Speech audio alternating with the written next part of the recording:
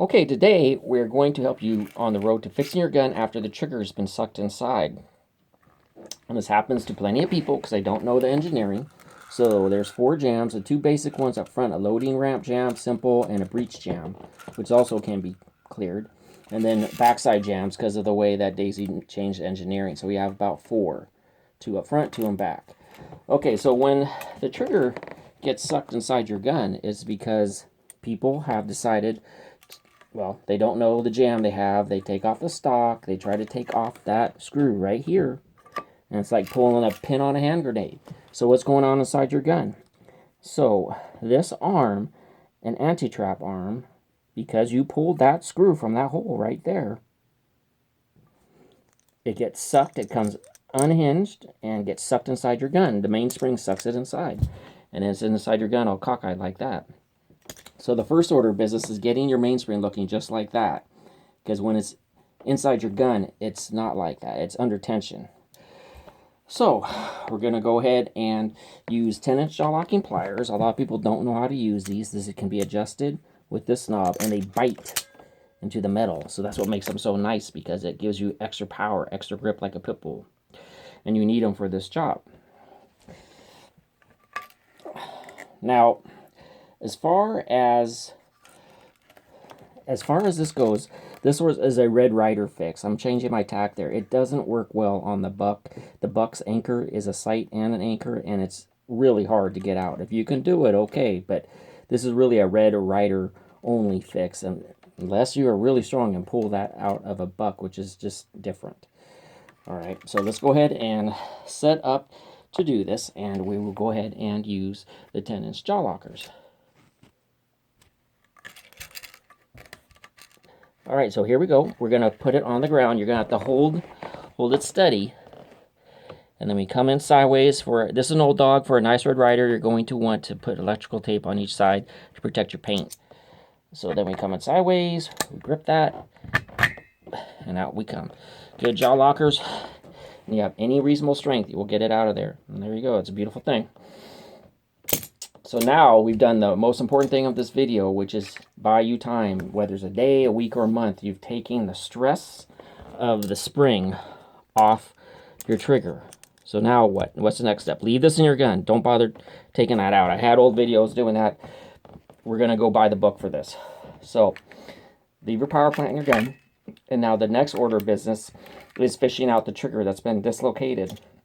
Okay, so you're going to have to flex this metal right here and get in there and fish this out. So now, for much of the video, we're going to concentrate on what you need to repair and do for this trigger to get your gun working again. We got the stress off the trigger from the mainspring. It's been neutralized, so it looks like this in your gun. And now we got to tend to your trigger. Now there is a catch point here. And I shot this video a few times. I forgot to talk about this, but we have to talk about this or you won't have a working gun. When it gets dislocated, it gets pulled out from under that catch point, and this is not going to work if you put it back in your gun. You just wasted time. First thing you do when you get this trigger out is snap it back down under that catch point. Let me see if I can. It's there, and it makes sure it stays in its proper place. But when it gets dislocated, it comes out and up in the space. So snap it down. You snap it down. There you go. Now it's in its proper place, you'll know. And then oil all this with a good mineral oil, not silicone. You're talking serious metal on metal action here, so a 30 weight or ballistol is fine. And make sure you get the arm and the piston sear and trigger sear. Okay? So your arm was out of position, and that's how it's going to be when you get out again. You snap it back down under its catch point and oil it. Okay, so that's done. So let's set that aside. Now, the next order of business where people screw up and they don't know is the trigger shelf. The trigger shelf is bent. Okay, now that's a perfect one right there. It has not been damaged. But it gets warped out and pulled inside your gun when you have this happen. So here's what it looks like. It gets warped and pulled inside. You pull it back to its natural position. But don't straighten out that metal. So you have an L shape like that. And that's because there's a catch point right there. See that? Right there. So you need that. You need that L shape. So don't straighten it out with a jaw locker. You can get up like this. You can pull it back with a little guy like this. You get on there and pull it back into position. Pull it back up. It's going to be sucked inside. You're going to have to pull it back up. Okay? Get it looking as much like that as possible. Okay, so now let's get on to the compressor business. I had real crude ways to try to reestablish the mainspring, and I just knew right away that people aren't going to be able to do that. And I agree with the gent that came up with his own compressor, but I don't know the situation of that. That's just too crude, and I think most people would fail. So the compressor makes it easy. Now, this is a bump compressor. It's my own style. I'll probably give dimensions for it if someone wants to make one. But what I'm going to do is refer people to a Red Ryder expert who has a compressor that's made out of strong, really stout rods. And I know he has those ready to sell. With him, I know he has those ready to sell, ready to go. So this is a bump style. So let's show you how it works. So when you're ready to put your gun back together, compressor, you have a compressor of some sort, you make one or you buy one.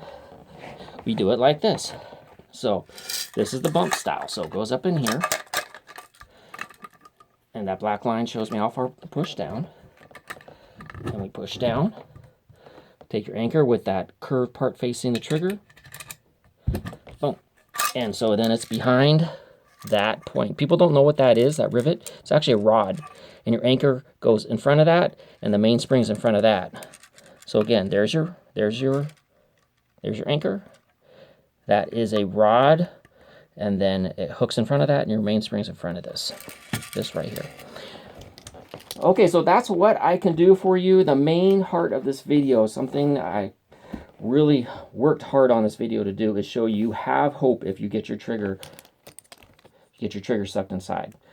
And what we've done here, we have relieved the tension on your trigger. We have neutralized the spring. We have got out, repaired, and oiled your trigger. And now it's just a step of putting it back together with some kind of proper compressor that works well. So I will link to a Red Ryder expert. I'm very happy that he's willing to sell them, or at least and or help you make one. So we'll go ahead and go that route. And we'll see, make maybe a little video on the dimensions of this, just a simple little video. Okay, all right, well, thank you, and this is a good start.